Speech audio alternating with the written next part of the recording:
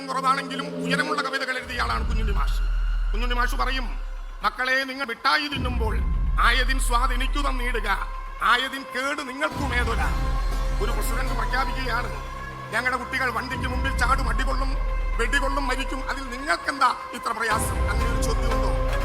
കലാപത്തിന് ആഹ്വാനം ചെയ്ത അവരോട് കേരളത്തിലെ ജനങ്ങൾ പറയുന്നുണ്ട്, കലാപത്തിന് ആഹ്വാനം ചെയ്യുന്നവരോട് ഈ ജനസദസ്സിൽ ഒത്തുചേർന്ന് പതിനായിരങ്ങൾ പറയുന്നുണ്ട്, നിങ്ങൾ ഞങ്ങളുടെ സ്വപ്നങ്ങളുടെ തലയ്ക്കുമീതാണ് കരിങ്കൊടി വീശുന്നത്.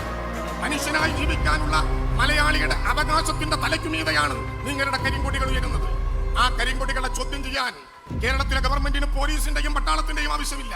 ഞാൻ ഉറപ്പിച്ചു പറയുന്നു, 91 നിന്ന് 99 വീണ്ടും ഈ ഗവൺമെന്റ് തന്നെ വരണമെന്ന് വാശി പിടിച്ച ജനങ്ങൾ കൂടുതൽ കരുത്തോടെ 64 വരെ സ്റ്റേറ്റ്യൂട്ടറി റേഷന് വേണ്ടി നാം നടത്തിയ സമരം പോലെ എവിടെയെല്ലാം ഒറ്റപ്പെടുന്നു, എവിടെയെല്ലാം തടഞ്ഞു വിടുന്നു, എവിടെയെല്ലാം തകർക്കാൻ ശ്രമിക്കുന്നു.